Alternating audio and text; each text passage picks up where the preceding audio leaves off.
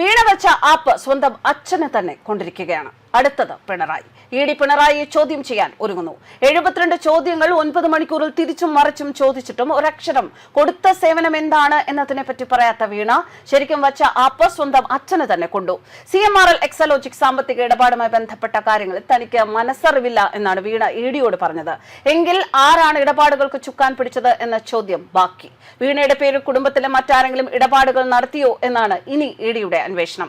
വീണയുടെ മൊഴി സത്യമെങ്കിൽ കുടുംബത്തിൽ പിണറായി വിജയൻ ഉൾപ്പെടെ ഉള്ളവരെ മറ്റുള്ളവരെയും ചോദ്യം ചെയ്യേണ്ടി വരും. അത്തരം സാഹചര്യമുണ്ടായാൽ രാഷ്ട്രീയ രംഗത്ത് വൻ പ്രതിഫലനമാണ് ഉണ്ടാവുക.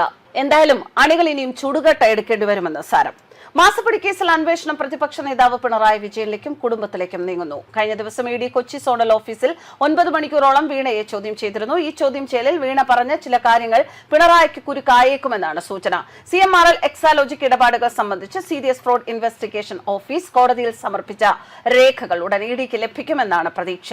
രേഖകൾ ലഭിച്ച ശേഷം കാര്യങ്ങൾ വിശദമായി വിലയിരുത്തും. അത് കഴിഞ്ഞായിരിക്കും ഇഡിയുടെ അടുത്ത നടപടി. CMRL MD ശശിധരൻ കർത്തയുടെ ഭാര്യ ജയ, മക്കളായ ശരൺ, ഷിബി എന്നിവരെ കഴിഞ്ഞ ദിവസം ഇഡി ചോദ്യം ചെയ്തിരുന്നു. ഇവരിൽ നിന്നും റെയ്ഡിൽ നിന്നും ലഭിച്ച തെളിവുകളുടെ അടിസ്ഥാനത്തിലായിരുന്നു വീണയെ ബുധനാഴ്ച ചോദ്യം ചെയ്തത്. 172 ചോദ്യങ്ങൾക്കാണ് ഇഡി വീണയോട് ഉത്തരം തേടിയത്. കമ്പനികളുമായി 2017-2021 2.78 കോടി രൂപയുടെ കൺസൾട്ടൻസി ഫീസ് ഇടപാടുമായി ബന്ധപ്പെട്ട് നേരിട്ടുള്ള ചോദ്യങ്ങൾക്ക് അറിയാത്ത കാര്യം എന്നായിരുന്നു വീണയുടെ മറുപടി.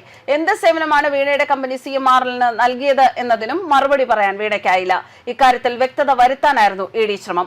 വിദേശ ബാങ്ക് അക്കൗണ്ടുകളിലെ പണമിടപാടുകളെ കുറിച്ചുള്ള ചോദ്യങ്ങൾക്ക് വ്യക്തമായ മറുപടി നൽകാൻ വീണയ്ക്ക് സാധിച്ചിട്ടില്ല എന്നാണ് സൂചന.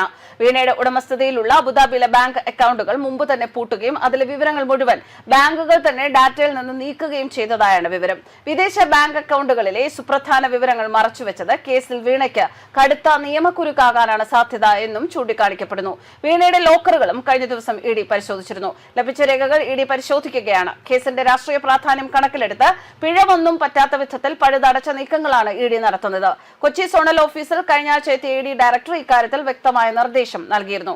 എന്തായാലും 29-ാം തീയതി വീണ്ടും ഹാജരാകാൻ വീണയ്ക്ക് സമൻസ് ലഭിച്ചിട്ടുണ്ട്. താൽക്കാലിക കണ്ടുകെട്ടലിന്റെ തെളിവ് സമാഹരണമാണ് നിലവിൽ ഇഡി നടത്തുന്നത്. 242 അക്കൗണ്ടുകളിലായി 18 കോടി രൂപ മരവിപ്പിച്ചിരുന്നു. ഇതിൽ വീണയുടെ 2 അക്കൗണ്ടും എക്സാലോജിക്കിന്റെ 1 അക്കൗണ്ടും ഉൾപ്പെടുന്നുണ്ട്. അതേസമയം വീണയുടെ ബാങ്ക് ലോക്കർ പരിശോധിച്ച ഇഡിക്ക് CMRLുമായുള്ള ഇടപാടിന്റെ രേഖകളൊന്നും കിട്ടിയില്ല എന്നാണ് സൂചന. എന്തെങ്കിലും സുപ്രധാന രേഖകൾ വീണ അന്വേഷണ ഏജൻസിയിൽ നിന്ന് മറച്ചിട്ടുണ്ടോ എന്നറിയാനായിരുന്നു തിരുവനന്തപുരത്തെ HDFC ബാങ്ക് ശാഖയിലെ ലോക്കർ തുറന്നത്. News desk കർമ്മൻസ്.